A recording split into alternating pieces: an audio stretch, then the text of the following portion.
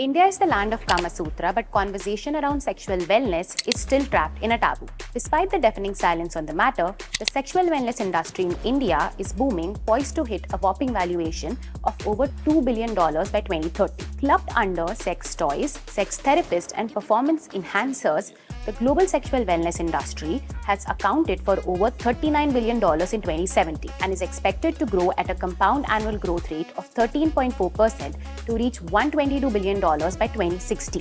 Among the pack of startups trying to usher in the sexual wellness revolution in India is Sangya Project, founded in 2021. It is India's sole sex tech company manufacturing made-in-India vibrators. So Sangya actually began when I had first started my training as a sex educator.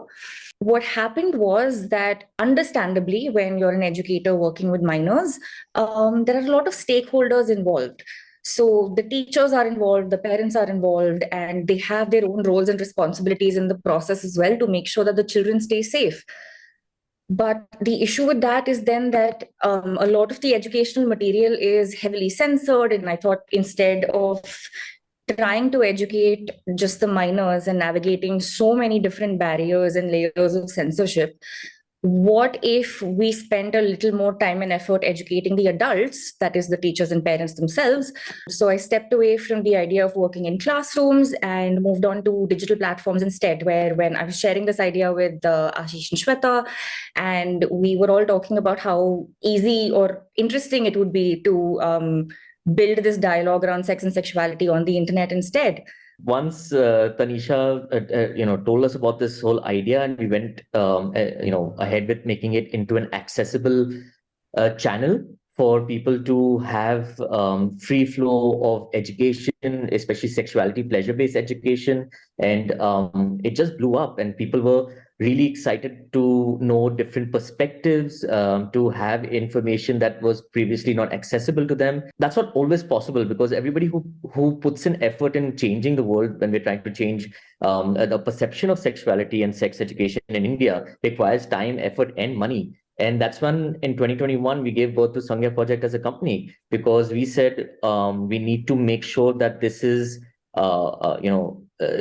something that generates revenue, so that we don't put this information behind a paywall.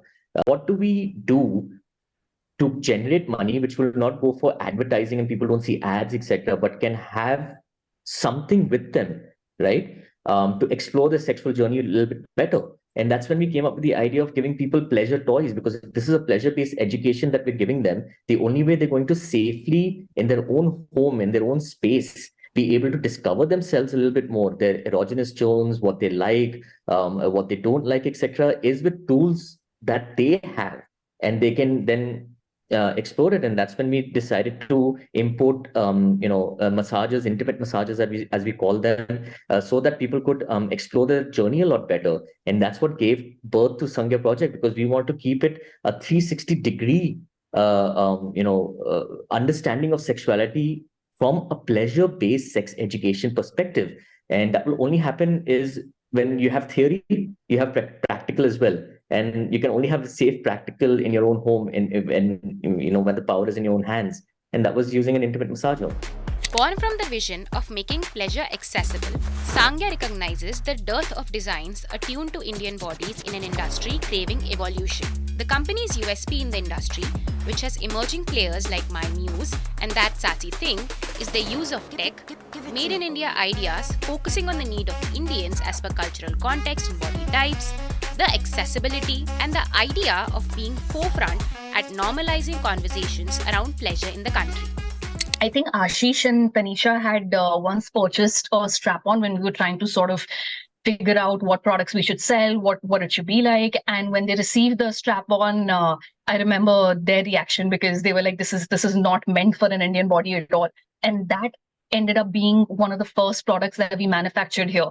And that was after we realized that the ones that are out there in the market are not only do not cater to us, but are also really, really at the high end of the spectrum where the pricing is concerned. And we wanted to control all of that, which is when it started here in India. Strap-on that we purchased was for around, at that time, this is 2021, right? 2020, 2021, was for around 10,000 rupees. right? And if we wanted to return it or whatever it is, it came with a manufacturer's warranty, but the manufacturer was in Europe, right? And it was, and the place we purchased it from is an Indian company, but like they're just an e-commerce brand, like an Amazon, etc. If we want the warranty or do anything, we need to deal with the manufacturer, and you can't go through customs again just to ask them, or do you have a different size harness, because this seems like it's made for petite bodies, and Indians aren't really petite, even someone like me, right? So that's when we realized that when it comes to one, customer service, service of the product, right? And as simple as answering questions about the product, and accessibility, affordability, some kind of, who do we go to at this point? Otherwise, you're gambling away money, and you get disheartened as in your sexual journey, and we didn't want that for anyone else. So that's when we manufactured India's first strap-on, which was made for small to double L, triple XL. We haven't had a size issue till now. We make it for all bodies. We made it with medical grade silicone. So people, and we had the certificates for it, so people knew that whatever they're putting in the body, you'd get in hospitals as well. So it was completely safe, and people could come to us with any issues that they have when it came to softness, hardness, and we continuously improved on that till we have the particular dildo that we have now, which is called the Sangya S6, which is FDA approved as well at this moment, because we want to tell people that not only do you have to take our word for it, we are coming with the certifications that we need for these particular products. And that's when we realized that it shouldn't matter whether we're importing products from an X brand or not. What's important is that we're making products for a cultural hotpot such as India, right? With different body types, different sexual journeys, and different barometers of where they are on the sexual journey, right? And the way it needs to be designed, the reason that most of our products are black and our packaging is black is because starting from the whole Indian thing, when you go to a chemist and someone gives you a condom, or someone gives you tampons or a sanitary pad, they wrap it in black, etc. Fine. If that's where the cultural context comes from, for people to understand that this is something that they need to, because we don't want to force people to be like, no, you should be proud of this. No, take it in your own step, and we're there with them. The idea of making any of these products, right from the kink range to the pleasure products to the massager, all of it happened when we realized that it is a lot of the products that we use that are manufactured in China in this sector are not really catering to Indian bodies, to the way that we perceive sex and sexuality. And the idea was to then make it here in India for these bodies, for us to explore it. But to sort of answer what the USP of Sangya is, it's actually twofold. One, there is the accessibility. The idea behind Sangya was that we not only provide the tools to the people, but we also don't want it to seem like a luxury product that only a few can afford, which has been the perception of pleasure products for a very, very long time. At least till very recently, the idea has been that this is not something that can be afforded easily. And with Sangya, we wanted to make it accessible. We don't want people to have to save up lots and lots of money to be able to buy something to explore their sexuality. So there is the accessibility aspect of it. I, as a queer person, wanted to make sure that there was more room for the person to explore products and just buy things based on what their needs or their curiosities were. So we insisted on not categorizing our products as just men's products and just women's products as well. I think a lot of that would just add to the stereotyping of what pleasure is like for all men and what pleasure is like for all women, as opposed to truly sticking with the message of it's our job to give you the information, it's our job to give you the details you need to stay safe, and it's our job to give you the tools while you make the most of it and figure out what pleasure really looks like for you. So another thing that we've sort of been very committed to is making sure that our language is as gender neutral as possible while also being informative. and that we don't categorize the products based on genders, and it's more about functionality and actual speeds and what kind of features it has, or the looks, etc., and the size. So what people can then do instead is figure out if they're buying toys as a beginner, if they're buying something as someone who has played with toys before, or if they would categorize themselves as an experienced toy user. Because truly, from the perspective of using toys, I think that's what really matters. Like, is your body someone, do you have a body that's used to these sensations and therefore you know what you like? Or are you doing this for the first time and therefore you want to take it safe? Yeah, I would say that steering away from the idea that toys are just for couples to spice things up, or just for men or just for women to use in very specific ways, is also something that Sangya has been committing to with the products and with the language used in the educational materials as well. Where the cost is concerned, sure, your gross margin gets affected, but you can work on that slowly over a period of time and iron it out and increase your gross margin while also decreasing your supply costs. But stuff like exports getting stuck because of factors that are beyond your control means that I have no products to sell. So that is one aspect of it. It gives me more control. Second, as Ashish said, that, there is now suddenly a lot more control over the quality of products. I know for a fact that the motors and the PCBs, which by the way we have designed ourselves, the quality of those that we are using inside the product, I know that if the product stops working, it's not going to be because of the motor or the PCB, for example, because I know the kind of quality that we're using. And then it gives me that kind of confidence to say that, what, I am in a position to offer a 1-year warranty. If anything happens, you send it back and I will take care of it. And that, to me, enhances the consumer experience by multitudes, because suddenly there is this confidence that they have that, I am purchasing this and there is someone to take care of me if something goes wrong, because it's not as if these products cost 300 or 400 rupees. So because you are spending, for example, on the Sangya one, which is the Indian made massager, is about 3,999. So it's not exactly a 300-400 rupee cost, right? So you have a little bit of an apprehension while purchasing something like that in an industry which is not fully developed as of now. So I think in terms of enhancing the consumer experiences, it goes above and beyond to be able to manufacture in India. And then, of course, lastly, there is the cost, in the sense that because we are getting stuff from China, the cost is higher to, it's not just the cost of what you get it at the factory. The landed cost ends up being a lot more than what it costs for me to manufacture it here in India. And that, of course, has a role to play, because now not only has my supply chain been smoothened out, I have more things under my control. My consumer experience has been enhanced, and I'm making more profit on this. So it's an overall win-win. And even though we just started this, the repercussions in terms of numbers of this we're going to see in the next 6 odd months. And that's going to be substantial.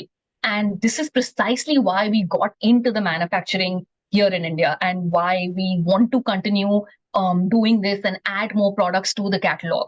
Yeah, and just to add to that, that's exactly why we call ourselves the first NVR, the first sex tech company in India, though a lot of people, have used that term without understanding it. Simply because we're not a brand, we're not a marketing company, right? We're not taking something and just rebranding it and putting it out there. We're going through the R&D. We are going through, like Shweta mentioned, the PCB itself. When you open up the toy, you'll see, Sangya written on it, because we've designed the PCB, we've designed the wiring inside, and gone through a lot of trial and errors to make sure we've got the right product for the people over here. And yes, that also dramatically, as you know, when India has a Make in India movement, which has been, going forward, and we're competing with the manufacturing rates of China, or at least aiming for that. It's just like as simple as buying a book from Amazon, which is in India or America. The costs are dramatically different. The landing costs are different. According to the co-founders, the brand, since its inception, has seen 5 times year-on-year growth, both in terms of sales and revenue. Additionally, in terms of profit margin, the company is at 60% gross margin, and the manufacturing in India, they expect to see about 70% gross margin next year. Just to give you a little bit of a statistic, and the average time spent by any consumer on any website, I'm not talking very specifically about this industry, but also the entire sexual wellness industry or any other industry, is not more than 3 to 4 minutes on the website per consumer. On our website, the average time spent is over 8 minutes. It just goes to show just how much people are ready to consume this kind of content. As Ashish mentioned, I mean, the first time we started, the very first day we started selling, and we just, of course, downloaded Shopify, and all three of us were just sort of huddled, and we were like, oh yeah, we're going on sale for the very first time. And the Shopify notifications, the little ping, like your text ping, and it wouldn't stop pinging. And in our naivety, like I remember this so categorically, the three of us huddled around one single phone and sort of looking down because we were amazed at how much it was pinging. And at first we thought that it glitched. We thought there was something wrong with it, that we were doing something wrong, that this, couldn't possibly be right. But as Ashish mentioned, the first 24 hours, we sort of sold out of that first lot. And it took us a little bit of time to sort of understand what the number of products we would need to stock up on, the quantity of it, so that we don't run out in a short span of like a few weeks or a month or 2 months. But in terms of how much we've grown since then, it's been 5x year on year. At the moment, we're at about 60% gross margin, and we expect to, now that with manufacturing in India and the products that we're looking to add onto the catalog over the next year or so, we are looking at seeing about 70% gross margin, hitting that in the next 1 year.